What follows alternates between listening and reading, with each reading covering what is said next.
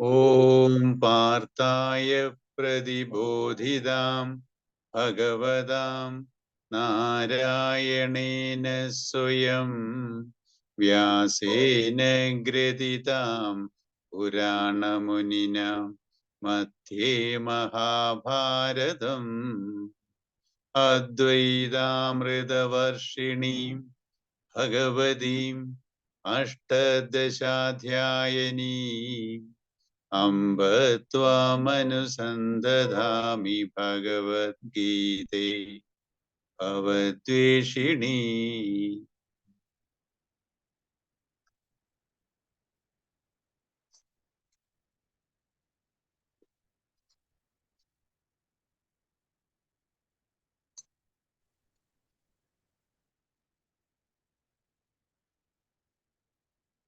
നമ്മളിപ്പോ ഇനി 19ാമത്തെ ശ്ലോകമാണ്.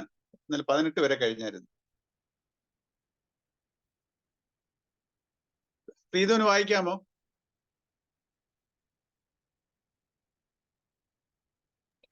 വായിക്കാം സാർ.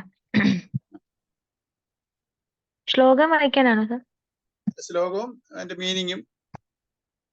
ശ്ലോകം വായിക്കുമ്പോ തെറ്റുണ്ടെങ്കിൽ ക്ഷമിക്കണം.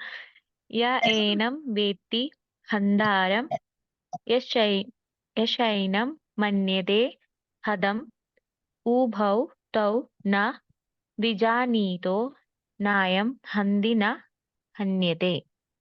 ആര് ആത്മാവിനെ ഹന്താവെന്ന് കരുതുന്നു, മാത്രമല്ല ആര് ആത്മാവിനെ ഹതനെന്ന് കരുതുന്നു, ആ രണ്ടുപേരും വാസ്തവം അറിയുന്നില്ല. ആത്മാവ് കൊല്ലുന്നില്ല, കൊല്ലപ്പെടുന്നതുമില്ല. വായിച്ചോളൂ. യാതൊരു വികാരവും ഏൽക്കാത്ത, മാറ്റമോ നാശമോ ഏൽക്കാത്ത ആത്മാവ് ആരെയും കൊല്ലുന്നില്ല, ആരാലും കൊല്ലപ്പെടുന്നതുമില്ല. ദേഹത്തിന് ഹാനി ഏൽക്കുമ്പോൾ ഞാൻ ഇതാ മരിക്കുന്നു എന്ന് കരുതുന്നവനും ഞാൻ അവനെ കൊന്നു എന്ന് കരുതുന്നവനും ആത്മാവിന്റെ യഥാർത്ഥ സ്വരൂപം അറിയാത്തവരാണ്. ദേഹത്തെ മാത്രമേ നശിപ്പിക്കാൻ കഴിയൂ. അതാവട്ടെ ഇന്നില്ലെങ്കിൽ നാളെ നശിക്കേണ്ടതുമാണ്.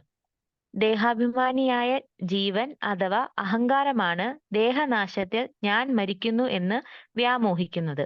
ദേഹത്തിനും ദേഹാഭിമാന രൂപമായ അഹന്തയ്ക്കും അതീതനാണ് ആത്മാവ്. ദേഹത്തിനും അഹന്തയ്ക്കും സംഭവിക്കുന്ന വികാരങ്ങളെ പ്രകാശിപ്പിക്കുന്ന പരമ്പൊരുളായ സാക്ഷി ചൈതന്യം അത് കൊല്ലുകയോ കൊല്ലപ്പെടുകയോ ചെയ്യുന്നില്ല എന്ന വസ്തുതയെ അടുത്ത മന്ത്രത്തിൽ വ്യക്തമാക്കുന്നു. നമ്മൾ ഈ പല കാര്യങ്ങളും ഇങ്ങനെ ഇത് റിപ്പീറ്റ് ചെയ്ത് വരും. കാരണം നമ്മൾ അതിനെ ഉറപ്പിക്കാൻ വേണ്ടി ഈ പറയുന്നതിനെ നമ്മളിൽ വ്യക്തമായിട്ട് ആ ഒരു ധാരണ കൊണ്ടുവരാൻ വേണ്ടിയാണ് ഓരോ ശ്ലോകങ്ങളിലും പല ആവർത്തനം ഉണ്ടാവുന്നത്. നമ്മൾ ഈ പറഞ്ഞ കാര്യം തന്നെയാണ് ഇവിടെയും പറയുന്നത്. ഇപ്പം ഈ ആത്മാവിന് നാശമില്ല, പക്ഷെ ശരീരത്തിന് നാശമുണ്ട്. ശരീരം അസത്താണ്, ആത്മാവ് സത്താണ്. ഇതൊക്കെ നേരത്തെ പറഞ്ഞതാ. എന്ന് പറഞ്ഞാല് ഈ നമ്മൾ ഈ ശരീരത്തിന്റെയോ മനസ്സിന്റെയോ ബുദ്ധിയുടെയോ തലത്തിലുണ്ടാവുന്ന ഇതിനെയൊക്കെ നമ്മള് സത്യമായി കരുതരുത്. യാതൊരു വികാരവും ഏൽക്കാത്ത, മാറ്റമോ നാശമോ ഏൽക്കാത്ത ആത്മാവ് ആരെയും കൊല്ലുന്നുണ്ട്. ആത്മാവിന് ഇതൊന്നും, ഈ വികാരങ്ങളോ ഇതെല്ലാം ശരീരത്തിന്റെയാ, മാറ്റമുള്ളതാ. ആത്മാവിന് മാറ്റമേ ഇല്ല. ഇതൊന്നും ആത്മാവിന് ബാധകമല്ല. നമുക്കുണ്ടാവുന്ന വികാരങ്ങളോ അനുഭവങ്ങളോ ഒന്നും പരമാത്മാവിന് ബാധകമല്ല. പക്ഷേ ഈ പരമാത്മ ചൈതന്യത്തിലിരിക്കുന്ന വാസന, ആ ജീവാത്മാവ് ഇത് അനുഭവിക്കും. പക്ഷെ പരമാത്മാവിന് ഇതുമായിട്ട് ബന്ധമില്ല. അപ്പൊ ആക്ച്വലായിട്ട് നമ്മൾ പരമാത്മ ചൈതന്യമാണ്. അതിന്റെ ഒരു അംശം വാസനയിൽ പ്രവർത്തിക്കുമ്പോൾ ഈ പരമാത്മ ചൈതന്യം അനുഭവിക്കുന്നു, അത് ജീവാത്മാവിന് അനുഭവിക്കുന്നു. പക്ഷെ അതിന് പരമാത്മാവുമായിട്ട് ഒരു ബന്ധവും ഇല്ല. ആരാലും കൊല്ലപ്പെടുന്നില്ല. ദേഹത്തിന് ഹാനി ഏൽക്കുമ്പോൾ ഞാനിതാ മരിക്കുന്നു എന്ന് കരുതുന്നവനും ഞാൻ അവനെ കൊന്നു എന്ന് കരുതുന്നവനും ആത്മാവിന്റെ യഥാർത്ഥ സ്വരൂപം അറിയാത്തവരാണ്. ആത്മാവെന്ന് പറഞ്ഞ ദേശകാല പരിമിതികളില്ലാതെ എല്ലാരിലും നിറഞ്ഞു നിൽക്കുന്ന, എല്ലാരിലും അവിടെ ഒരു ബൗണ്ടറിയേ ഇല്ല, ഒരു ഡിസ്കണ്ടിന്യൂവേഷൻ ആവുന്നില്ല. എന്റെ ശരീരത്തിൽ കൂടെ വെളിയിൽ കൂടെ എല്ലാത്തിലും ഇങ്ങനെ വ്യാപിച്ചു നിൽക്കുന്നു. അതിനൊരു പരിമിതികളില്ലാതെ അതിനെ മനസ്സിലാക്കാനൊക്കത്തില്ല, അതിനെ അറിയാനൊക്കത്തില്ല, അതിനെ കാണാനൊക്കത്തില്ല. നമുക്കൊന്നും നമ്മുടെ ഇന്ദ്രിയങ്ങൾ കൊണ്ട് ഒന്നും അതിനെ അറിയാനൊക്കത്തില്ല. അപ്പം ഈ ശരീര മന ബുദ്ധിക്ക് അതീതം ഇതിനെയെല്ലാം പ്രവർത്തിപ്പിക്കുന്ന ഒരു സാധനമാണ്. അപ്പൊ ഈ പ്രവർത്തിപ്പിക്കുന്ന സാധനത്തിനോട് എങ്ങനെ അറിയാൻ പറ്റും? അന്ന് ഞാൻ ഒരു എക്സാമ്പിൾ പറഞ്ഞ പോലെ, ടോർച്ചിനൊരു മോഹം, ആ ഇതിന്റെ ഈ ഇതുണ്ടാവുന്ന ബാറ്ററി ഒന്ന് കാണണമെന്ന്. അപ്പൊ അവിടുന്നാണല്ലോ ഈ ലൈറ്റ് വരുന്നത്, ഇലക്ട്രിസിറ്റി പ്രൊഡ്യൂസ് ചെയ്യുന്നത് ബാറ്ററിയിൽ നിന്ന്. ആ ലൈറ്റിന് മോഹം എങ്ങനെ കാണാൻ പറ്റും? കാരണം ഈ ബാറ്ററിയിൽ നിന്നാണ് ആ പ്രകാശം ഉണ്ടാവുന്നത്. ആ ബാറ്ററിക്ക് ഒരു മോഹം, ഈ ലൈറ്റ് എനിക്ക് ഇത് എവിടുന്നാ വരുന്നതെന്നുള്ള അറിയണം. അത് നോക്കുമ്പോഴത്തേക്ക് അത് പോയി നമുക്ക് അറിയാൻ പറ്റത്തില്ല. അപ്പൊ എന്ന് പറയുന്ന പോലെ നമ്മുടെ ബുദ്ധിയിലും മനസ്സിലും ഇതിലൊന്നും ആത്മാവിനെ അറിയാൻ പറ്റത്തില്ല. പക്ഷെ ഈ പരമാത്മ സത്യം നമ്മുടെ ബുദ്ധിയിൽ ഉൾക്കൊണ്ട് നമ്മളുമായിട്ട് അലൈൻ ആവണം, അതുമായിട്ട് താതാത്മ്യം പ്രാപിക്കണം. അതിനാണ് നമ്മൾ. അപ്പം ഈ ആത്മാവിനെ കൊല്ലാൻ പറ്റത്തില്ല, അത് ജനിക്കുന്നില്ല, മരിക്കുന്നില്ല. നമ്മുടെ ശരീരമാണ് ജനിക്കുന്നതും മരിക്കുന്നതും. അസത്താണല്ല, ആത്മാവ് സത്തുമാണ്. സത്തിന് ഒരു മാറ്റവും ഇല്ല, ഒരു ദേശകാല പരിമിതികളില്ല. ദേശം വെച്ചാല് ഏത് സ്ഥലത്തായാലും, ഇപ്പം നമ്മളിരിക്കുന്ന നമ്മളിലൊരു ജീവാത്മാവും ഉണ്ട്, പരമാത്മാവും ഉണ്ട്. ഈ പരമാത്മാവിന്റെ അംശം വാസനയിൽ പ്രതിഫലിക്കുന്നതാണ് നമ്മളായിട്ട് സംസാരിക്കുന്നത്. അതുകൂടാതെ ഈ പരമാത്മ ചൈതന്യം ഇങ്ങനെ കിടക്കുകയാണ്, എന്നിൽ കൂടെ വന്ന് ഇങ്ങനെ വെളിയിലൂടെ വന്ന് എല്ലാവരിലും നിറഞ്ഞ്, ഈ വസ്തുക്കളിലെല്ലാം നിറഞ്ഞ്, ഈ ഇന്ത്യയിലും അമേരിക്കയിലും എല്ലാവരിലും അവിടെയുള്ള എന്നിൽ കൂടെ വരുന്ന പരമാത്മ ചൈതന്യം തന്നെയാണ് അമേരിക്കയിലോ അല്ലെങ്കിൽ റഷ്യയിലോ അല്ലെങ്കിൽ എവിടെ ഇരിക്കുന്നവരടുത്തായാലും അതില് എല്ലാത്തിലും കണ്ടിന്യൂറ്റി. അവിടെ ഒരു ബൗണ്ടറിയേ ഇല്ല. അത് മാത്രമല്ല, ചന്ദ്രനിലായാലും ഓരോ ഗ്രഹങ്ങളിലായാലും എന്നിൽ കൂടെ പോകുന്ന അതേ ചൈതന്യമാണ് ഇങ്ങനെയൊക്കെ സ്പ്രെഡായി കിടക്കുന്നത് എത്രയോ ഗ്രഹങ്ങളിലും എത്രയോ ഗാലക്സികളിലും. അപ്പം ഈ ഒരു ധാരണ നമുക്ക് വേണം. പക്ഷെ നമ്മൾ ഇരിക്കുന്ന ഒരു പരിമിതനായ ഒരു വാസനയിൽ ഇരിക്കുന്നതുകൊണ്ടാണ് ഈ അഹന്ത, ഈഗോ, ഞാൻ അവനെ കൊന്നു, അവന് എന്നെ കൊന്നു, അല്ലെങ്കിൽ ഈ ധാരണയുള്ളതെല്ലാം പരമാത്മ ചൈതന്യത്തിൽ വാസനയിലിരിക്കുന്ന പരിമിതനായ ജീവാത്മാവിനുള്ളതാണ്. അപ്പം ശരിക്കും ഞാൻ പരമാത്മാവാണ്. എങ്ങനെ പരമാത്മ? ഈ വാസന കഴുകി കളഞ്ഞാൽ ഞാൻ പരമാത്മ ചൈതന്യമാണ്. ആ പരമാത്മ ചൈതന്യത്തിന് ജനനവും ഇല്ല, മരണവും ഇല്ല. അതുപോലെ തന്നെ ഈ ജീവാത്മാവിനോ ഈ വാസന ഇരിക്കുന്നിടത്തോളം കാലം മരണമില്ല. എന്നുവെച്ചാൽ ഒരു ശരീരം വിട്ട് വേറെ ശരീരത്തിലോട്ട്, ആ ജീവാത്മാവിനും മരണമില്ല. ശരീരമല്ല ജീവാത്മാവ്. ശരീരവും സൂക്ഷ്മ ശരീരവും, സ്ഥൂല ശരീരവും സൂക്ഷ്മ ശരീരവും എന്നുവെച്ചാല് നമ്മൾ ഈ കാണപ്പെടുന്ന ശരീരവും മനസ്സ്, ബുദ്ധി, ചിത്തം, അഹങ്കാരം എന്നുള്ള സൂക്ഷ്മ ശരീരവും അന്ധകരണം, ഇത് രണ്ടും ഉപകരണങ്ങളാ. ആരുടെ? ജീവാത്മാവിന്റെ ഉപകരണങ്ങളാ. ഈ ഉപകരണങ്ങൾ ഞാനാവുമോ? എന്റെ കൈ ഞാനാകാത്ത പോലെ, എന്റെ കാല് ഞാനാകാത്ത പോലെ, എന്റെ കാല് എന്റെ കയ്യാ എന്ന് പറയുന്ന പോലെ എന്റെ മനസ്സ് പറയുന്നു. അങ്ങനല്ലേ നമ്മൾ പറയും, എന്റെ മനസ്സ് പറയുന്നു. അപ്പം ഞാൻ വേറെയാ, എന്റെ ഒരു ഉപകരണമാണ് മനസ്സ്. അപ്പൊ ഈ ഉപകരണങ്ങളല്ല ഞാൻ. അപ്പൊ ഞാൻ ജീവാത്മാവാ. ഈ ജീവാത്മാവിനും മരണം, ഞാൻ ഈ ശരീരത്തിൽ നിന്ന് വിട്ടുപോകുന്നതല്ലാതെ, ഈ ശരീരം മരിച്ചു പോകുന്നതല്ലാതെ ജീവാത്മാവിന് മരണമില്ല. അത് വേറെ ശരീരം എടുക്കും. ഇങ്ങനെ വാസനകൾ നിലനിൽക്കുന്നിടത്തോളം കാലം ഞാൻ ഇങ്ങനെ ശരീരങ്ങൾ എടുത്തുകൊണ്ടേയിരിക്കും. പിന്നെ എനിക്ക് എവിടാണ് മാറ്റം വരുന്നേ? ഈ വാസനകളെ കഴുകിക്കളഞ്ഞാൽ ഞാൻ ഈ പരമാത്മ ചൈതന്യമായിട്ട് ലയിക്കും. അപ്പം ജീവാത്മാവിന് വാസനകൾ ഉണ്ടെങ്കിലും മരണമില്ല, വാസനകൾ ഇല്ലാതായ ലയനമുണ്ട് പരമാത്മ ചൈതന്യം. അപ്പം ജീവാത്മാവായാലും പരമാത്മാവായാലും മരണമില്ല. ഈ ജീവാത്മാവിന് മരണമല്ല, ലയനമാണ് സംഭവിക്കുന്നത്. ജീവാത്മാവ്, ഞാൻ എന്ന് പറയുന്നത് ജീവാത്മാവ് എന്ന് പറഞ്ഞ ശരീരമല്ല, എന്റെ മനസ്സല്ല. ഇത് രണ്ടും ഈ ജീവാത്മാവിന്റെ കരണങ്ങളാ. അപ്പം എനിക്ക് ജീവാത്മാവിനോട് ഉണ്ടാവുന്ന മാറ്റം എന്താ? ഒരു ശരീരം വിട്ട് വേറെ ശരീരം, പിന്നെ അതും വിട്ട് വേറെ ശരീരം. ഇങ്ങനെ പുനരഭി ജനനം, പുനരഭി മരണം, വാസനകൾ ഉള്ളിടത്തോളം കാലം. പക്ഷെ നമുക്ക് ഇതിൽ നിന്ന്, ഈ വാസനയിൽ നിന്ന് രക്ഷപ്പെടാം. നമ്മൾ നമ്മുടെ പ്രവൃത്തികളെ സമചിത്തതയോടെ ചെയ്തു കഴിഞ്ഞാൽ കാലക്രമേണ ഈ വാസനകൾ ഇല്ലാതായി എനിക്ക് പരമാത്മ ചൈതന്യത്തോട് ലയിക്കാം, എനിക്ക് മുക്തിയിലോട്ടും പോകാം. അപ്പം ഈ സത്യം അറിയുന്നവനാണ്, ഈ സത്യം അറിയാത്തവരാണ് ഞാൻ അവനെ കൊന്നു, അവൻ എന്നെ കൊന്നു എന്നൊക്കെ പറയുന്നത്. ദേഹത്തെ മാത്രമേ നശിപ്പിക്കാൻ കഴിയൂ. അതാവട്ടെ ഇന്നല്ലെങ്കിൽ നാളെ നശിക്കേണ്ടതുമാണ്. ദേഹാഭിമാനിയായ ജീവൻ അഥവാ അഹങ്കാരമാണ് ദേഹനാശത്തിൽ താൻ മരിക്കുന്നു എന്ന് വ്യാമോഹിക്കുന്നത്. നമ്മുടെ ഈഗോ ആണ്. ഞാനെന്ന ഭാവം, അയ്യോ ഞാൻ മരിക്കാൻ പോവാ, നീ എനിക്ക് കുറച്ച് നാളും കൂടെ ഞാൻ ജീവിച്ചിരിക്കുക, എനിക്കൊരു അസുഖം വന്നു കഴിഞ്ഞാൽ ഞാൻ പോവുക, ഞാൻ ഇല്ലാതാകുക, അങ്ങനെ ഒരു ധാരണ. കാരണം എന്താ? ഞാൻ ദേഹോഹം ബുദ്ധി, ഞാൻ ദേഹമാണെന്നുള്ള ബുദ്ധിയിൽ ഇരിക്കുന്ന കാലത്തോളം ഞാൻ മരണപ്പെടും, അങ്ങനെ ഒരു തോന്നൽ എനിക്കുണ്ട്. നമ്മൾ ഈ പാരമാർത്ഥിക സത്യങ്ങളെ മനസ്സിലാക്കുന്നിടത്തോളം കാലം, മനസ്സിലാക്കിയാൽ പിന്നെ നമുക്ക് ഈ ഭയമില്ല. പിന്നെ മരണം എന്നുള്ള സംഗതി എനിക്കില്ല. നമ്മൾ ഈ പരമാർത്ഥ സത്യങ്ങൾ അറിയണം. നമ്മള് ഒരു സ്വപ്നം കണ്ട് സ്വപ്നത്തിൽ നമ്മൾ എന്തെല്ലാം കാണുന്നു, എന്തെല്ലാം അനുഭവങ്ങൾ. ആ സ്വപ്നത്തിൽ നമ്മൾ ഒരു ദുഃഖമായ നമ്മൾ എന്തെങ്കിലും ഒരു അതിയായ ദുഃഖം നമ്മൾ കരയും കടന്നു. പക്ഷെ ദുഃഖത്തിൽ നിന്ന് ആ സ്വപ്നത്തിൽ നിന്ന് നമ്മൾ ഉണരുമ്പോഴോ അതെല്ലാം മാറിക്കഴിഞ്ഞു എന്ന് പറയുന്നത് പോലെ നമ്മുടെ ഈ ജാഗ്രതന്റെ മനോതലത്തിൽ നിന്നും നമ്മൾ ഈ പാരമാർത്ഥ്യ സത്യങ്ങളെ മനസ്സിലാക്കി അതുമായിട്ട് താതാത്മ്യം പ്രാപിച്ച് നമ്മുടെ മനസ്സിനെ ആ ഒരു ആത്മസാക്ഷാത്കാരം നേടുമ്പോഴേ നമ്മൾ ഈ സ്വപ്നത്തിൽ നിന്ന് ഉണർന്ന് ജാഗ്രതയിലാകുന്ന പോലെ ജാഗ്രതയിൽ നിന്നും മാറി ആ തുരിയാവസ്ഥ എന്ന് പറയും. ആ ആത്മസാക്ഷാത്കാരത്തിന്റെ സ്റ്റേജാണ് തുരിയാവസ്ഥ. ആ തുരിയാവസ്ഥയിൽ എനിക്ക് ഈ ജാഗ്രത നടന്നതെല്ലാം സ്വപ്നം പോലെ. അതുകൊണ്ടാണ് ജഗത് മിഥ്യ എന്ന് പറയുന്നത്. ബ്രഹ്മസത്യം ജഗത് മിഥ്യ. അപ്പൊ ഞാൻ ആ പരമാത്മ ചൈതന്യം ലയിക്കുമ്പോഴേ ഈ ജാഗ്രത നടന്ന സംഭവങ്ങളെല്ലാം എനിക്ക് സ്വപ്നത്തിൽ കണ്ടുപോലെ ഒരു ഇമ്പോർട്ടൻസും വരത്തില്ല. പക്ഷെ നമ്മൾ ഈ ശരീരത്തിൽ നിന്ന് തന്നെ ആത്മസാക്ഷാത്കാരം നേടുമ്പോഴേ നമ്മൾ ഇതെല്ലാം അറിയും. പക്ഷെ നമ്മൾ ഇതൊന്നും നമ്മളെ ബാധിക്കത്തില്ല. നമ്മളൊരു സാക്ഷി. ഇപ്പം പരമാത്മ ചൈതന്യം എങ്ങനെയാണ് ഇരിക്കുന്നത് അതേപോലെ നമുക്ക് ഈ ജീവാത്മാവിന് ഈ വാസനകളെല്ലാം കഴുകിക്കളഞ്ഞാൽ നമുക്ക് എല്ലാം എല്ലാ വികാരങ്ങളും ഉണ്ടാവും. പക്ഷെ നമ്മളെ അഫക്ട് ചെയ്യത്തില്ല. നമുക്ക് എല്ലാം സാക്ഷീഭാവത്തിൽ നിന്ന് എല്ലാം കാണാൻ എത്ര സ്വസ്ഥമായിരിക്കും അത്.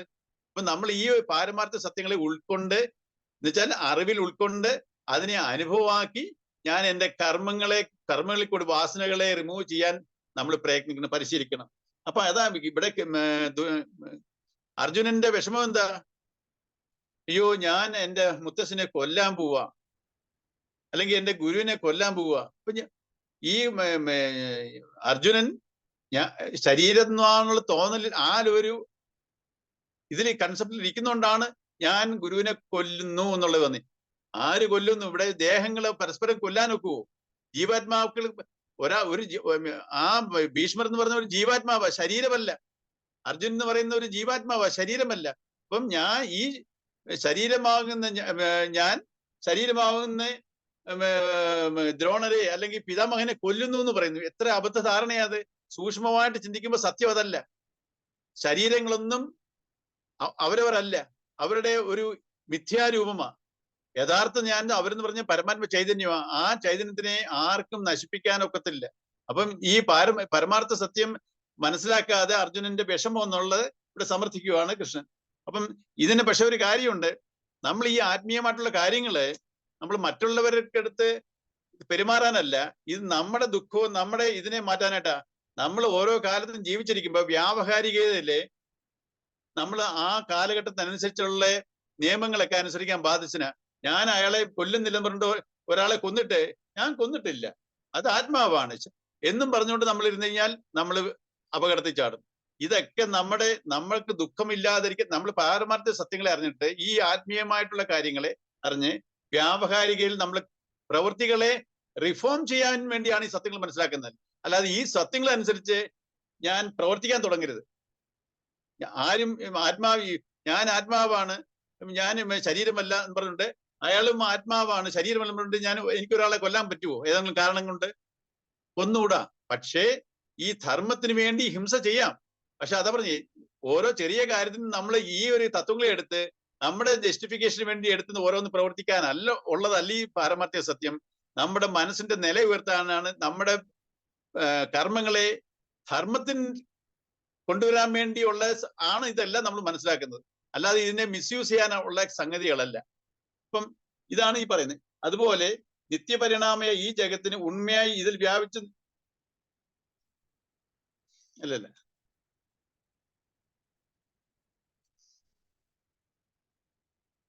ദേഹത്തിനും ദേഹാഭിമാന രൂപമായ അഹന്തയ്ക്കും അതീതനാണ് ആത്മാവ്. ദേഹത്തിനും അഹന്തയ്ക്കും സംഭവിക്കുന്ന വികാരങ്ങളെ പ്രകാശിപ്പിക്കുന്ന പരമ്പരകളായ സാക്ഷി ചൈതന്യം അത് കൊല്ലുകയോ കൊല്ലപ്പെടുകയോ ചെയ്യുന്നില്ല എന്ന വസ്തുതയെ അടുത്ത മന്ത്രത്തിൽ വ്യക്തമാക്കുന്നു. അടുത്തത് ആർക്ക് വായിക്കാം? അടുത്ത മന്ത്രം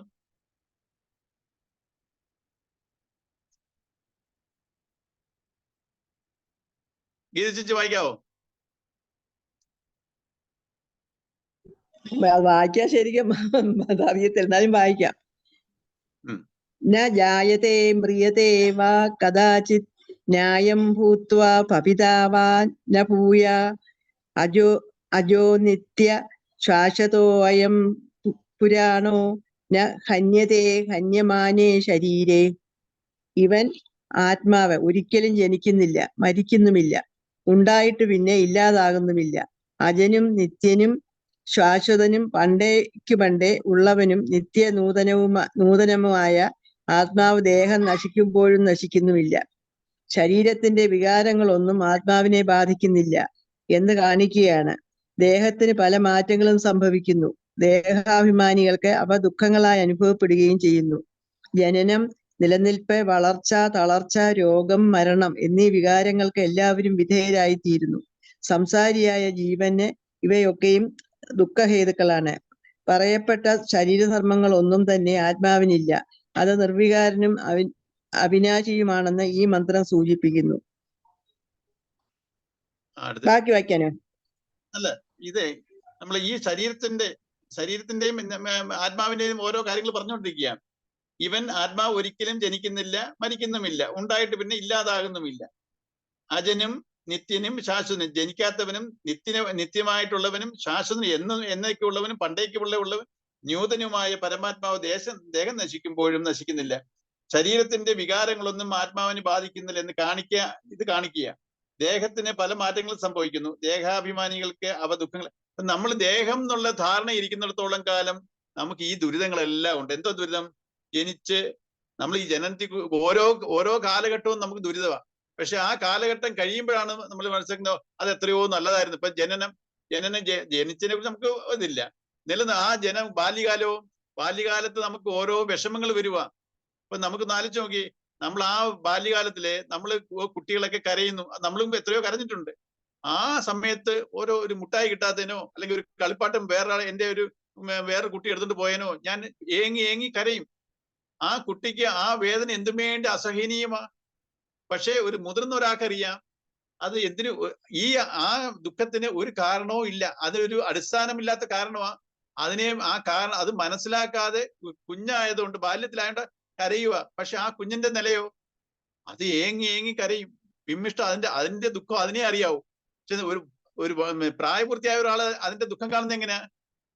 ഈ ഒരു അറിവില്ലായ്മയിലാണ് ഈ ഏങ്ങി കരയുന്നത്. അതിനെടുത്തെന്ന് വിചാരിച്ചാൽ ഒന്നും വരത്തില്ല, ഒന്നും സംഭവിക്കുന്നില്ല.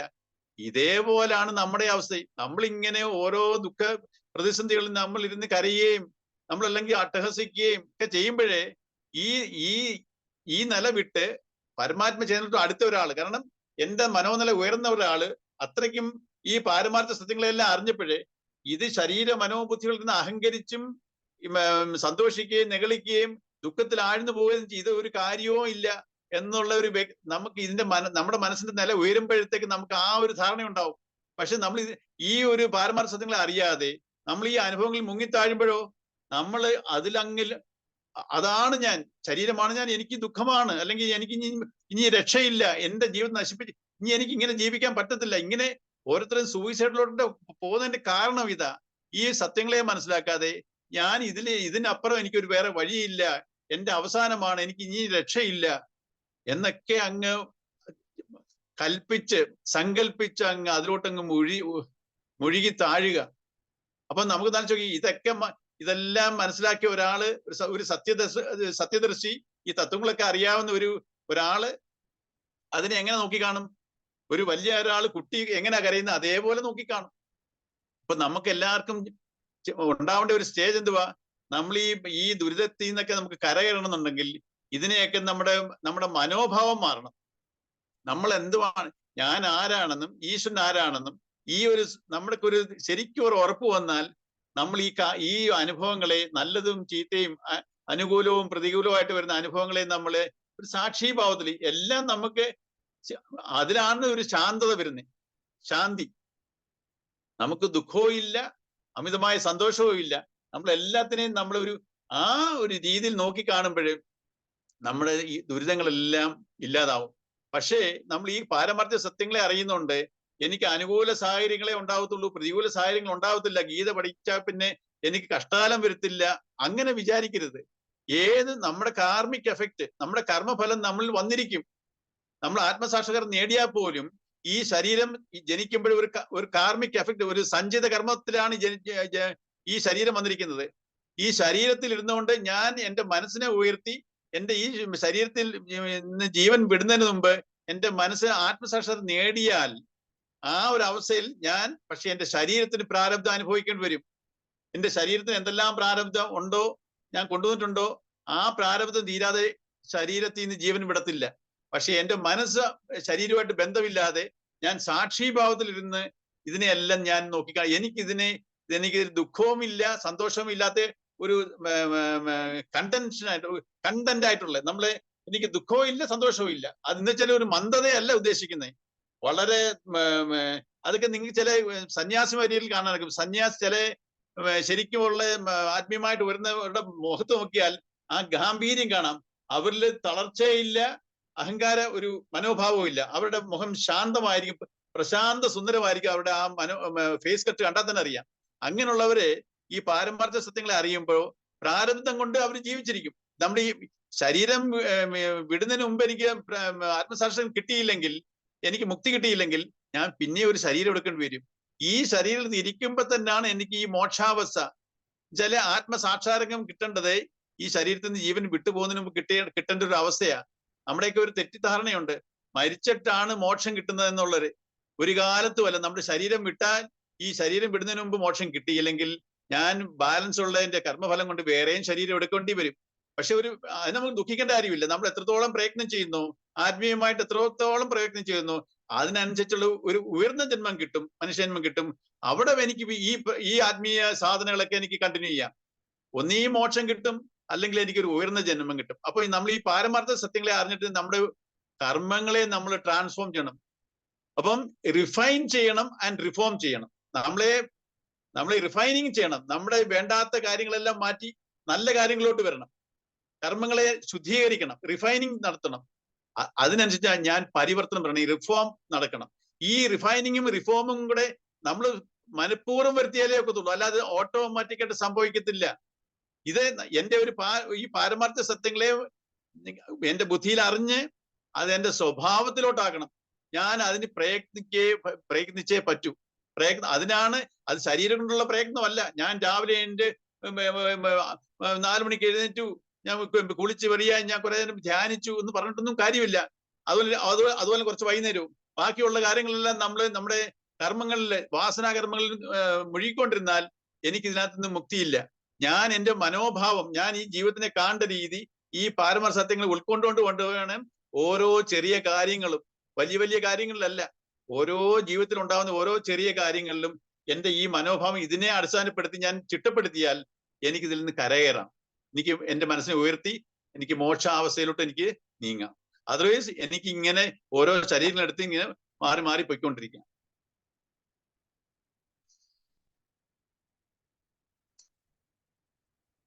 അടുത്ത പാരഗ്രാഫ് ആർക്ക് വായിക്കാം? ചന്ദ്രലേക്ക് വായിക്കാമോ? വായിക്കാം. ശരീരത്തിന് അതല്ലേ, ശരീരത്തിന് ജനനമുണ്ട്, അത് ഉണ്ടായതാണ്. ആത്മാവിന് ജനനമില്ല, അത് എപ്പോഴെങ്കിലും ഉണ്ടായതല്ല, എന്നുമുള്ളതാണ്.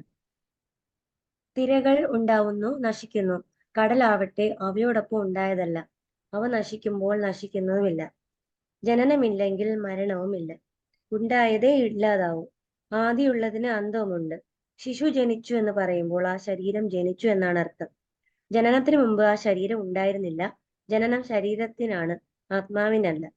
ജനനമോ മരണമോ മറ്റു പരിണാമങ്ങളോ ഒന്നുമില്ലാത്തവന് പണ്ടേക്ക് പണ്ടേ ഉള്ളവനും നിത്യനൂതനമായ ആത്മാവ് ശരീരം നശിക്കുമ്പോഴും നശിക്കുന്നില്ല. ഈ കാര്യം തന്നെ പിന്നെയും നമ്മൾ ആവർത്തിച്ച് ഇതിനെ തന്നെയാണ് എക്സ്പ്ലെയിൻ ചെയ്തുകൊണ്ടിരിക്കുന്നത് ഓരോ ശ്ലോകങ്ങളിലും. അപ്പൊ ഇതിനകത്ത് പറയുന്ന മനസ്സിലായോ, നമുക്കൊരു കുഞ്ഞ് ജനിക്കുമ്പോഴേ നമ്മൾ വരയ്ക്കും ഒരു പുതിയ ഒരു മനുഷ്യനാണ് വന്നിരിക്കുന്നത്. ദാറ്റ് ഈസ് ഒരു കുഞ്ഞ്. ആ ശരീരമാണ് പുതിയ ശരീരം. പക്ഷെ ഇത് കഴിഞ്ഞ ജന്മത്തിൽ ഒരു ശരീരത്തിൽ പ്രകടമായി ജീവിച്ചുകൊണ്ടിരുന്ന ഒരു മനുഷ്യനോ മൃഗമായിട്ടോ ഏതോ ഒരു ശരീരത്തിൽ നിന്ന് ജീവിത അനുഭവങ്ങൾ നേരിട്ട ഒരു വ്യക്തിയാണ് ആ ശരീരം കളഞ്ഞ് എന്റെ മകനായിട്ട് ഇപ്പൊ വന്ന് ജനിച്ചിരിക്കുന്നത്. നമ്മുടെ ആ ശരീരം കാണുമ്പോൾ കുഞ്ഞ്. പക്ഷെ ഇത് കഴിഞ്ഞ ജന്മത്തിൽ ഒരു മനുഷ്യനോ ഒരു സ്ത്രീയോ പുരുഷനോ ആണ് ഈ വന്ന് ജനിച്ചിരിക്കുന്നത്. ഈ സാഹചര്യത്തിൽ എന്റെ അച്ഛന്റെ അമ്മയുടെ മകനായിട്ട് വന്ന് ജനിക്കാനുള്ള ആ കാർമിക് എഫക്റ്റ് കൊണ്ട് വന്ന് ജനിച്ചതാ. നമ്മൾ വിചാരിക്കുന്നത് ആ കൊച്ചാണ്ട് അവൻ ഇപ്പോഴാണ് ജനിച്ചത്, എന്റെ മകൻ ഇപ്പോൾ ജനിച്ചു, പക്ഷെ അവന് എത്രയോ ജന്മങ്ങളായിട്ട് അവനുണ്ട്. നമ്മൾ ഇപ്പോഴാണ് അവന്റെ ഈ പുതിയൊരു ശരീരം കാണുന്നത്. നമ്മൾ ആ രീതിയിലാണ് ഇതിനെയൊക്കെ കാണുന്നത്. പക്ഷെ ആത്മാവിന് ഒരിക്കലും, ഈ ജീവാത്മാവിനോ പരമാത്മാവിനോ നാശമില്ല. ഞാൻ ശരീരമല്ല, ഞാൻ ഈ മനസ്സല്ല, ഇത് സ്ഥൂല ശരീരവും സൂക്ഷ്മ ശരീരവും അല്ല ഞാൻ. പക്ഷെ നമുക്കിപ്പം മനസ്സിന്റെ ലെവലിൽ മാത്രമേ നമ്മുടെ ബുദ്ധിയുള്ളൂ. അതിന് പുറകോട്ടുള്ള കാര്യങ്ങൾ നമുക്ക് അജ്ഞാതമാണ്, നമുക്ക് അജ്ഞാനത്തിലിരിക്കുക. ഈ ജ്ഞാനം എന്ന് പറയുന്നത് ഈ പരമാത്മാവും ഈ ഇതിനെക്കുറിച്ചുള്ള അറിവിനെയാണ് ജ്ഞാനം. ഇപ്പൊ നമ്മൾ ആ ജ്ഞാനം ഇല്ലാത്തതുകൊണ്ട് നമ്മളെല്ലാം അജ്ഞാനികളാ. അജ്ഞാനികൾ എന്ന് പറഞ്ഞാൽ അതിന്റെ അർത്ഥം നമ്മളെല്ലാം വാസനാബദ്ധരാ, നമ്മളെല്ലാം വാസനയിൽ മുഴുകിയിരിക്കുന്നവരാ. ഇതാണ് നമ്മുടെ ഒരു ജീവിതചര്യം. ഈ ഒരു ലൈഫിന്റെ മെക്കാനിസം മനസ്സിലാക്കിയാൽ മനുഷ്യ ശരീരത്തിൽ, ഈ ഒരു മനുഷ്യ ജന്മത്തിൽ മാത്രമേ എനിക്ക് എന്റെ മനസ്സിന്റെ എവല്യൂഷൻ, ഉയർച്ച എന്തുവാണ്? ഈ എവിടുന്ന് വന്നോ അതിലോട്ട് ലയിക്കണം ഞാൻ. അല്ലാതെ ഇങ്ങനെ, അതാണ് പരമമായ സ്ഥാനം. ഞാൻ എവിടുന്ന് ഉത്ഭവിച്ചോ അവിടെ വന്ന് ചേരണം. അപ്പൊ ഈ പരമാത്മയിൽ നിന്ന് ഉണ്ടായ ഞാൻ തിരിച്ച് പരമാത്മയിൽ ലയിക്കണം. അതിന് എന്റെ പ്രയത്നം ആവശ്യമാണ്. അതിന് ഈ പാരമാർത്ഥ സത്യങ്ങളെ ഉൾക്കൊണ്ട് നമ്മുടെ ജീവിതത്തിനെ ചിട്ടപ്പെടുത്തി അതിനനുസരിച്ച് ഞാൻ കർമ്മങ്ങൾ ചെയ്ത് എന്റെ വാസനകളെ നിർമ്മാർജ്ജനം ചെയ്ത് എനിക്ക് മുക്തിയിലോട്ട് ഉയരാം. ഇതാണ് ഈ 2 ശ്ലോകങ്ങൾ പറയും. ഇത് തന്നെയാണ് പലതും റിപ്പീറ്റ് ചെയ്ത് വരുന്നത്. ഇതിനെ ഉറപ്പിക്കാൻ വേണ്ടിയാണ് ഇങ്ങനെ. കാരണം ഒറ്റ കാര്യം, ഈ എത്രയോ ഉപനിഷത്തുകളും എത്രയോ ഗ്രന്ഥങ്ങളും എല്ലാം ഉണ്ട്. ഈ ജീവാത്മ പരമാത്മ ഐക്യമാണ് എല്ലാത്തിലും, അല്ലാതെ വേറൊരു പ്രിൻസിപ്പിൾ ഇല്ല. കാരണം എന്തുകൊണ്ടാണ് ഇത്രയും പറയേണ്ടി വരുന്നേ? ഈ പരമാത്മ ചൈതന്യത്തിനെ നമുക്ക് ഡിഫൈൻ ചെയ്യാൻ പറ്റത്തില്ല. അപ്പൊ ആ കൺസെപ്റ്റിനെ കറക്റ്റ് ദിശയെ കൊണ്ടുവരാൻ വേണ്ടി പല എക്സാമ്പിളും പല സ്റ്റേറ്റ്മെന്റും പറയുന്നു. പക്ഷെ എല്ലാം ഒന്നിനെ കുറിച്ചാ, ജീവാത്മാവും പരമാത്മാവ് ഐക്യം. ആ ഐക്യതാണ് ആത്മസാക്ഷാത്കാരം. അപ്പൊ അതിനെക്കുറിച്ചുള്ള ഇതെല്ലാം റെപ്പറ്റീഷനാണ് വരിക. അതുകൊണ്ട് നമുക്ക് തോന്നും ഇത് പറഞ്ഞു തന്നെ പിന്നെയും പറയുന്നല്ലോ എന്ന്. കാരണം നമുക്ക് ഒരു പ്രാവശ്യം പറഞ്ഞാൽ പോലും ഇത് പിന്നെ അങ്ങ് മറന്നുപോകും. പക്ഷെ പല പ്രാവശ്യം പറഞ്ഞ് കേട്ട് മനനം ചെയ്ത് ഉറയ്ക്കണം. ഇതാണ് ഇതിനകത്ത്. ഈ 2 ശ്ലോകം മതി. ആർക്കെങ്കിലും എന്തെങ്കിലും പറയാനുണ്ടെങ്കിൽ പറയാം.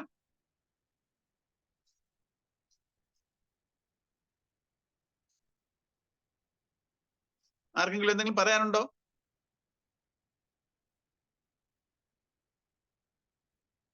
ഈ ഇങ്ങനെയുള്ള കാര്യങ്ങൾ പറയുന്നുണ്ട്, അതൊരു ഇത്രയും റെപ്പറ്റേഷൻ വരുന്നുണ്ട്, ബോറായിട്ട് തോന്നുന്നുണ്ടോ ആർക്കെങ്കിലും? ഇല്ല സർ, ഇല്ല. ഓക്കെ. വേറെന്തെങ്കിലും ഇതിനകത്ത് ആരെങ്കിലും എന്തെങ്കിലും ചിന്തിച്ചിട്ടുണ്ടോ? ഇതിനെക്കുറിച്ച് എന്തെങ്കിലും ചിന്തിച്ചിട്ടുണ്ടെങ്കിൽ പറയാം.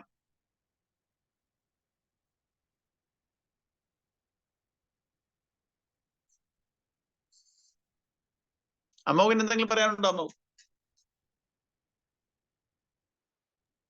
ഇല്ല സാറേ. ചന്ദ്രനിലേക്ക് എനിക്കൊരു സംശയം ഉണ്ടായിരുന്നു. അത് പറയണം, പെട്ടെന്ന് പറയണം. മനസ്സിൽ വെച്ചു. അല്ല, ആത്മാവിനെ കുറിച്ച്, ജീവനെ കുറിച്ച് ഒരു ഡൗട്ട് ഉണ്ടായി. ജീവൻ എവിടെ, ആത്മാവ് എവിടെ? അത് രണ്ടിനെ കുറിച്ച് ഒരു സംശയം. ജീവനും ആത്മാവും ഇത് രണ്ടാണോ എന്ന് ചോദിക്കുവാണോ? യെസ്. ഓക്കെ. ഈ ആത്മാവെന്ന് പറയുന്നത് പരമാത്മാവിനെയാണ്. ഈ ആത്മാവെന്ന് പറയുന്നത് പരബ്രഹ്മം അല്ലെങ്കിൽ ബ്രഹ്മം, പരമാത്മാവ് അല്ലെങ്കിൽ ആത്മാവ്, ഇതെല്ലാം ഒരേ ഇതിനെയാണ് ഇൻഡിക്കേറ്റ് ചെയ്യുന്നത്. പരബ്രഹ്മം നമ്മൾ കേട്ടിട്ടുണ്ടല്ലോ, അത് തന്നെയാണ് ബ്രഹ്മം. അതുപോലെ ഈ പരബ്രഹ്മത്തിന്റെ വേറെ പേരാണ് പരമാത്മാവ് അല്ലെങ്കിൽ ആത്മാവ്. ഇതെല്ലാം നമ്മൾ പല പേരുകളിലും ഇതെല്ലാം ഒരേ ഇതിനെയാണ്. ആ പരമാത്മ ചൈതന്യം, ഇതാണ് ഈശ്വരൻ. നമുക്ക് ഈശ്വരനും പരമാത്മാവും രണ്ടാണ്. പക്ഷെ നമ്മൾ ഇപ്പോഴത്തേക്ക് പരമാത്മാവാണ് ഈശ്വരൻ എന്നെടുത്താൽ മതി. ആ പരമാത്മാവ് അംശമാണ്, ഈശ്വരന്റെ ഒരു അംശമാണ് എന്റെ വാസനയിൽ പ്രതിഫലിക്കുന്നത്. ഈ വാസനയ്ക്ക് ഈ ശക്തി കൊടുക്കുന്നത് എങ്ങനെ പ്രവർത്തിക്കാൻ, അതുവരെ അതിങ്ങനെ ഡോർമെന്റ് ആയിട്ടിരിക്കും. ഈ പരമാത്മ ചൈതന്യം എന്റെ ഒരംശം എന്റെ വാസനയിലൂടെ പ്രവർത്തിക്കുന്നതാണ് ഈ ഞാനായിട്ട് കാണപ്പെടുന്നത്. അതെങ്ങനെയാണ് പ്രകടമാവുന്നത്? ജീവനായിട്ടാ. എന്നുവെച്ചാല് ജീവഭാവം വെച്ചാല് ആ പ്രാണവായുവിനെ, ആ ഓക്സിജനെ പിടിച്ചെടുത്ത് അതുമായിട്ടുള്ള കോമ്പിനേഷനിലാണ്. ഓക്സിജന്റെ എനർജി അല്ല, ഈ ലൈഫ് ഫോഴ്സിന്റെ എനർജി ഈ ഓക്സിജനുമായിട്ട് ചേർന്നാണ് കംപ്ലീറ്റ് നമ്മുടെ ബോഡിയിലെല്ലാം സ്പ്രെഡ് ആവുന്നത്. അതാണ് ജീവൻ. അതിനെയാണ് ജീവൻ എന്ന് പറയുന്നത്. ആത്മാവ് എന്ന് പറഞ്ഞാൽ ഇതിന്റെ പുറയിലിരിക്കുന്ന ആ ടോട്ടലായിട്ടുള്ള ഈ പരമാത്മാവിനെയാണ് ആത്മാവെന്ന് പറയുന്നത്.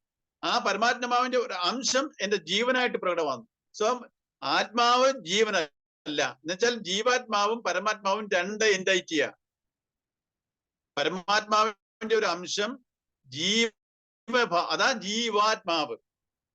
ആത്മാവ് പരമാത്മാവ്, അതിന്റെ ഒരു അംശം ഈ വാസനയിൽ പ്രതിഫലിക്കുമ്പോൾ ജീവാത്മാവ്. അത് ജീവൻ എന്ന് വെച്ചാൽ ഈ വാസനയിൽ പ്രതിഫലിക്കുമ്പോഴാണ് ജീവൻ വെക്കുന്നത്. അത് ഞാൻ പറയാം, നിങ്ങൾ കണ്ടിട്ടില്ലയോ ചില ഹൈവേ സൈഡിലൊക്കെ പോകുമ്പോഴേ ഈ തുണിയുടെ ഒരു ആൾ രൂപമൊക്കെ ഉണ്ടാവും, തുണിയുടെ രൂപം. അപ്പം ആ തുണിയുടെ രൂപം അതിനകത്ത് കൂടെ കാറ്റ് കടത്തി വിടുമ്പോ അതിങ്ങനെ നമ്മൾ വിളിക്കുന്നതായിട്ടും, ആ എയർ ഇല്ലെങ്കിലോ അതിങ്ങനെ ചുരുങ്ങി ഇങ്ങനെ കിടക്കും. തുണിയാ. എയർ വിടുമ്പോഴോ അതിങ്ങനെ ഒരു രൂപമായിട്ട് വന്ന് കൈയും കാലും എടുത്ത് ഇങ്ങനെ. അത് നിങ്ങൾ ശ്രദ്ധിച്ചിട്ടുണ്ടാവുമോ? ഞാൻ ഈ പറയുന്ന ഒരു ഇൻസിഡന്റ് എന്ന് പറയുന്ന പോലെ പരമാത്മ ചൈതന്യം നമ്മുടെ ഈ വാസനയിൽ പ്രതിഫലിക്കുമ്പോൾ അതൊരു രൂപം കൈയും കാലും ഒക്കെ എടുത്ത് പ്രവർത്തിക്കുക.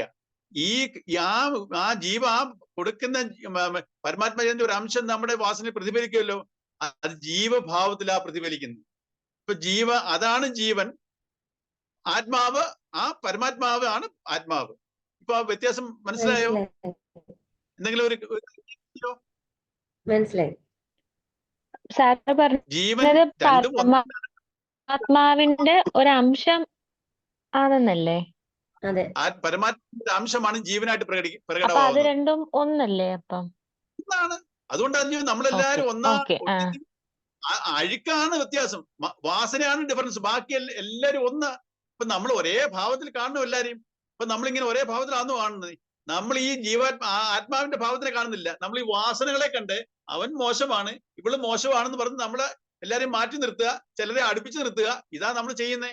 നമുക്ക് വാസനയാ മുഖ്യം, നമ്മൾ ആത്മചൈതന്യത്തിനെ കാണുന്നില്ല. നമ്മൾ ഇതൊക്കെ പാരമർത്ഥ്യങ്ങൾ അറിയുമ്പോഴേ നമ്മുടെ മനോഭാവം മാറണം. മറ്റുള്ളവരുടെ മനോഭാവം എല്ലാരും ആത്മചൈതന്യത്തിന്റെ ഭാഗമാ. ആ വാസന അവരുടെ കുഴപ്പമല്ല, അവർ ജന്മങ്ങളായിട്ട് കൊണ്ടുവന്നതാ. നമ്മള് ഒരാളുടെ പ്രവൃത്തിയെയാണ് വെറുക്കേണ്ടത്, അയാളെ വെറുക്കരുത്, ആ വ്യക്തിയെ വെറുക്കരുത്, അയാളുടെ പ്രവൃത്തികളെ നമ്മൾ വെറുക്കാവൂ. അപ്പം ഈ പ്രവൃത്തികളെ വെറുക്കുമ്പോഴേ നമ്മൾ അതിനെ എതിർക്കുന്ന സമയത്ത് അതിനെ ധാർമ്മിക വാല്യൂസിൽ വേണം എതിർക്കാൻ. അല്ലാതെ പ്രതികാര ബുദ്ധിയിലും അയാളോട് ആ ഒരു ഇഷ്ടക്കേടിലും ദേഷ്യത്തിലും അല്ല എതിർക്കപ്പെടേണ്ടത്. അതിന് വിത്ത് വാല്യൂസ് ആയിട്ട് വേണം. അങ്ങനെയാണ് നമ്മൾ ഏതിനെയും ഒരു വിഷയത്തിൽ നിന്ന് നമ്മൾ പിന്മാറരുത്. എല്ലാത്തിനെയും ഫേസ് ചെയ്തേ പറ്റൂ. ബട്ട് വിത്ത് ധാർമ്മിക വാല്യൂസിൽ നമ്മൾ, അതാണ് ഞാൻ അന്ന് പറഞ്ഞുള്ള ഇംഗ്ലീഷ്, റിയാക്ട് ചെയ്യരുത്, റെസ്പോണ്ട് ചെയ്യണം. ഏതിനും നമ്മൾ ഒളിച്ചോടി പോരുത്. ഒരു ചെറിയ പ്രശ്നത്തിൽ നിന്ന് പോലും നമ്മൾ മാറരുത്. പക്ഷെ അതിനെ ധാർമ്മിക് വേയില് ഫേസ് ചെയ്യാൻ പഠിക്കണം. അതിന് ഈ പാരമാർത്ഥിക സത്യങ്ങളെ മനസ്സിലാക്കാതെ നമുക്ക് ആ അറിവ് കിട്ടത്തില്ല. അത് ചിലരുടെ നാച്ചുറൽ ജന്മനാ വരുന്ന ചില ഒരു മെച്യൂരിറ്റി ഉണ്ടാവും. പക്ഷെ അതൊക്കെ കോമൺ. നമുക്ക് ഈ ഒരു സത്യത്തിലോട്ട് മനസ്സിനെ, വാസനകളെ മാറ്റുന്നുണ്ടെങ്കിൽ ഈ പാരമാർത്ഥ സത്യങ്ങൾ ശാസ്ത്രത്തിൽ കൂടെ അല്ലാതെ ഒരു ഗ്രന്ഥത്തിൽ, ഒരു ശാസ്ത്രത്തിൽ, ഭൗതികമായിട്ടുള്ള ഒരു സബ്ജക്റ്റിൽ കൂടെ, ഒരു ശാസ്ത്രത്തിൽ കൂടെയും കിട്ടത്തില്ല. ഇത് ഈ നമ്മുടെ ഉപനിഷത്തുകൾ, ഇങ്ങനെയുള്ള ശാസ്ത്രങ്ങളിൽ കൂടെ മാത്രമേ, അല്ലെങ്കിൽ ഗുരുവിൽ കൂടെ മാത്രമേ കിട്ടത്തുള്ളൂ. അല്ലെങ്കിൽ ജന്മമായിട്ട് എനിക്ക് ആ ഉയർച്ച വന്ന ഒരു ജന്മമായിരിക്കണം എന്റെ. അങ്ങനെയാണെങ്കിൽ സാധ്യമാണ്. ഞാൻ ഉണ്ണിക്കുട്ടിന്റെ കാര്യം പറഞ്ഞ പോലെ അതൊക്കെ ഒന്നും പഠിച്ചിട്ടില്ല, അത് കഴിഞ്ഞ ജന്മത്തിൽ നിന്ന് കൊണ്ടുവന്നു. അത്ര ഒരു ഹയർ ജന്മമാണ് ഇപ്പൊ അത് ഈ ശരീരം എടുത്തിരിക്കുന്നത്. ഈ കാര്യങ്ങളൊക്കെ നമ്മൾ സൂക്ഷ്മമായിട്ട് ചിന്തിക്കണം. അപ്പം ഈ ആത്മാവും ജീവനുമായിട്ടുള്ള വ്യത്യാസം മനസ്സിലായല്ലോ. ഈ പരമാത്മ ചൈതന്യം നമ്മുടെ ശരീരത്തിനുള്ളിൽ കൂടെ ജീവനായിട്ടും വെളിയിൽ കൂടെ കാലമായിട്ടുമാണ് വരുന്നത്. നമ്മുടെ കാർമിക് എഫക്റ്റിനെ കൊണ്ടുവരുന്ന കാലമാ. ഒരു നിശ്ചിത ഓരോ വിത്തും മുളയ്ക്കാൻ ഓരോ സമയം വേണ്ടതുപോലെ ഓരോ കർമ്മത്തിനും ഓരോ ടൈം ഗ്യാപ്പ് ഉണ്ട്. ആ സമയം കഴിഞ്ഞാണ് അതിന്റെ റിസൾട്ട് വരുന്നത്. നമ്മളെപ്പോഴും എങ്ങനെയാ, നമ്മളൊരു കർമ്മം ചെയ്ത് കഴിഞ്ഞാൽ ഉടനെ അവിടുന്ന് റിസൾട്ട് കിട്ടണം, അല്ലെങ്കിൽ നമ്മൾ വിഷമിക്കും. എനിക്ക് നമ്മൾ ഓരോ കർമ്മത്തിനും ഒരു ടൈം ലാബ് ഉണ്ട്. ആ ലാബ് അത് കഴിഞ്ഞിട്ടേ അത് റിസൾട്ട് വരത്തുള്ളൂ. നമ്മൾ എവിടെങ്കിലും ഒരു കർമ്മം ചെയ്ത് കഴിഞ്ഞാൽ ഉടനെ അവിടുന്ന് ഫലം കിട്ടണം. അത് ഭൗതികത്തിലുള്ളതാ. ഇത് ഈ കാർമിക് എഫക്റ്റ് ഭൗതികമല്ലത്, ഒരു ആത്മീയമായിട്ടുള്ള ഒരു എഫക്റ്റാ അത്. അതിന് അതിൻ്റെതായ ടൈം ഗ്യാപ്പ് ഉണ്ട്. ഇതിനെയൊക്കെ നമ്മൾ മനസ്സിലാക്കണം. വേറെ ആർക്കെങ്കിലും എന്തെങ്കിലും പറയാനുണ്ടോ? ചന്ദ്രയിലേക്ക് ക്ലിയർ ആയോ? ക്ലിയർ ആയി. എന്തെങ്കിലും ഡൗട്ട് ഉണ്ടെങ്കിൽ പറയണം. അതിനകത്ത് എന്തോ തോന്നിയാലും അപ്പൊ പറയണം. ഇത് അങ്ങനല്ല, നമ്മളെല്ലാം ഡിസ്കസ് ചെയ്യാം. എനിക്കും ചിലത് അറിയാത്തതൊക്കെ ഉണ്ട്. ഞാനിങ്ങനെ ശ്രീമത് സന്ധ്യയ്ക്ക് ഓർത്തിട്ടൊക്കെയും കൺസൾട്ട് ചെയ്യും. ഇങ്ങനെ അങ്ങനെയൊക്കെ നമ്മൾ ഇത് അങ്ങനെ പറഞ്ഞാലും ആരും മൊത്തമായിട്ട് അറിയുന്നവരാരും ഇല്ല. അതുകൊണ്ട് നമ്മൾ അതിനകത്തൊരു മനസ്സിന് ഒരു ഇത് ഉപേക്ഷ വിചാരിക്കരുത്. എവിടെ എന്തെങ്കിലും ക്ലാരിറ്റി കുറവുണ്ടെങ്കിലും അപ്പോഴപ്പോഴും ക്ലിയർ ചെയ്ത്, എനിക്കും അറിയത്തില്ലെങ്കിൽ നമുക്ക് ആരോടെങ്കിലും കൺസൾട്ട് ചെയ്ത് എല്ലാം അങ്ങനെ ഈ ഗീത നമ്മൾ പഠിക്കണം.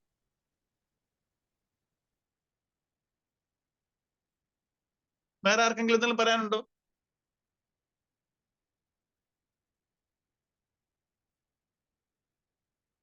ലളിത ചേച്ചി ഉണ്ടോ?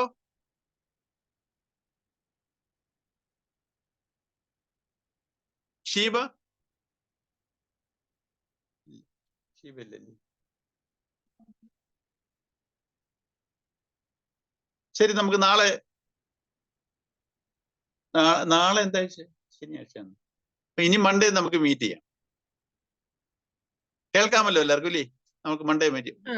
കേൾക്കാം.